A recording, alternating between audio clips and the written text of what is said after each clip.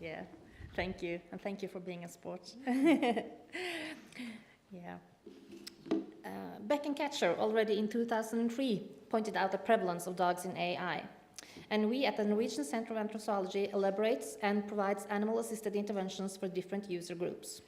The Norwegian Center of Anthropology is responsible for ensuring that health professionals who work within AI have sufficient expertise and that the animals used are controlled and suitable for such use. Number of students attending these courses in AI escalates, indicating number of dogs working in AI still is increasing. I want to thank you, Birgit. Perhaps you have left again, but it was a very good background for my point today, where I want to emphasize the importance of not using dogs that are not comfortable or suited for AI. When it comes to implementing AI with dogs in institutions, one first of all should detect the purpose of the intervention. It is vital to have a good dialogue with the leaders and at the institution and to create a contract which conducts information about contact persons, risk management, insurance, form and frequency of the intervention, participants, location of, and allergy or xenophobia among participants and employees.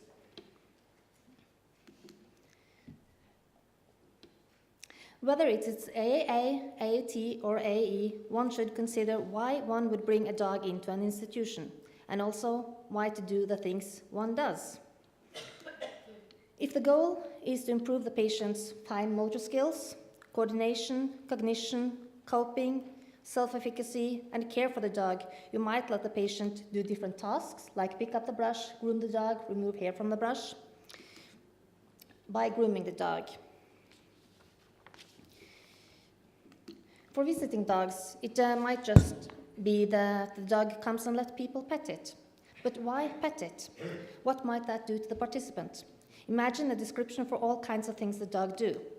The participants pet the dog. This means the participant has to lift his hand and move it along the dog's body. And this might have physiological effects on both the participant and the dog.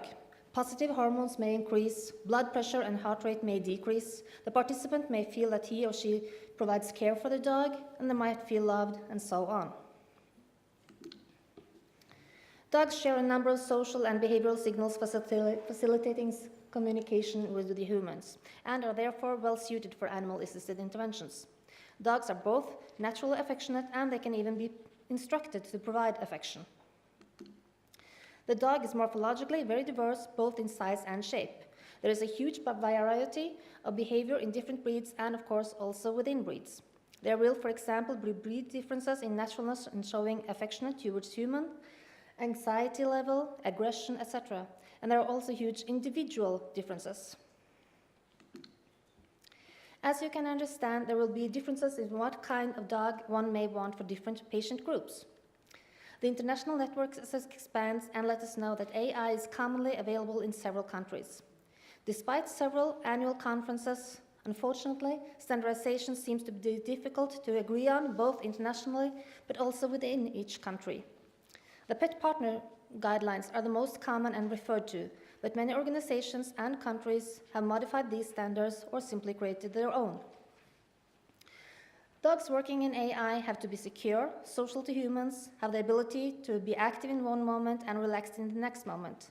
They have to be reliable, predictable, controllable, appreciable, and have the ability to build trust and confidence.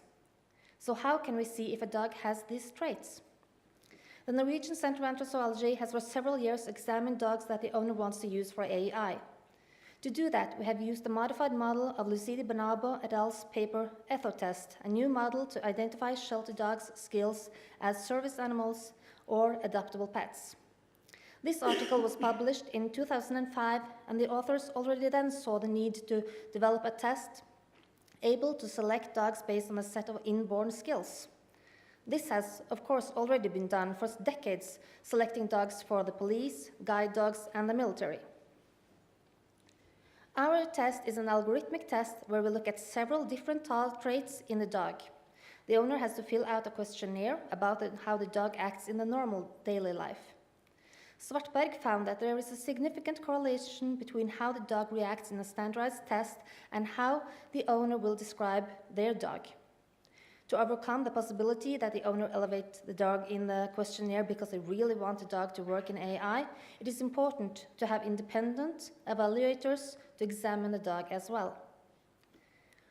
All dogs have to be past their physical and psychological maturation. Personality develops over time, and especially the personal zone won't be established until the dog has matured, neither will different forms of aggression or anxiety. For me, it would be rather easy to stand on one foot, clap my hands, turn around and do other simple tricks standing on the ground. But as I am afraid of heights, it would be rather challenging, if not impossible, if I should do the same tasks standing on a platform 10 feet off the ground. This is because I would be so afraid of the environment that I simply would not have the mental capacity to focus both on the task and not to fall down. And this is what many dogs working in AAA has to struggle with every day. The dog may very well love people, but it might be anxious in different situations, milieu, or for some sounds or for unfamiliar objects. That is why I must emphasize the importance of examining the mentality of the dog, not just the social qualities and obedience. I notice that many organizations evaluate dogs for how well they perform easy tasks as putting their head in one's lap, walking a leash, doing some tricks, rather checking their ability to play in different environments, show sociability, look at degree of fear and aggression, etc. That is understandable. It is much easier to have an obedience competition than to try to analyze behavior and personality in dogs. This requires special education in animal behavior, observation technique, analyzing, standardization, systematic, etc., like this. AI is a multiple interdisciplinary field also when it comes to evaluating animals. An ethologist is probably best suited to evaluate the mentality of the dog. An instructor may be better to examine the obedience of the dog, and a health professional is best suited to ask for which qualities the dog has to possess for a special intervention. The owner's knowledge about the dog ethology is also important. The owner has to be educated in appropriate learning theory, stress biology, normal behavior, behavior problems, breed differences, early development, socialization, and so on. Our education consists of an introduction course where the owner gets lectures in AI, different species used in AI, AI from the participant's point of view, risk management, and so on. The student has to write an essay and pass a written exam, and this course gives 5 credits. Later on, they have to attend a course for dogs in AI. This is where they learn about dog ethology, and they also train their dog together with an instructor. The students gather for 2 gatherings some months apart. Also in this course, they have to pass a written exam and write an essay, and this course gives 10 credits. When a dog is mentally examined, the owner continues a training program where the dog is practical. In a practical intervention, together with the owner, has to show different tasks and skills. We want to show the owner works together with the dog. Does the owner have the expertise to read the signs displayed by the dog? Do they have a good relationship where the owner provides the dog support in difficult situations? This education is to provide that people working especially in the field of AAT and AE is suited to bring their own dog in a therapeutic or educational intervention. For people who want to work voluntarily in their spare time visiting, for instance, nursing homes with their dog, we have developed a course that is given in collaboration with the Norwegian Kennel Club and the Red Cross. And also here, the dog has to be evaluated by an ethologist and a dog trainer. That is because it might be as big a challenge for these dogs to act as visiting dogs in different milieus as it is for the dogs used in AAT or AAE. The Norwegian Director of Health is an executive agency and competent authority subordinate to the Norwegian Ministry of Health and Care Services. They have seen the value of AI and wanted to increase knowledge about the use of AT and thereby have a basis to develop frameworks that can be used as a model for several institutions in Norway. The project results contributed as basis for developing a guiding brochure for institutions working with dog-assisted intervention.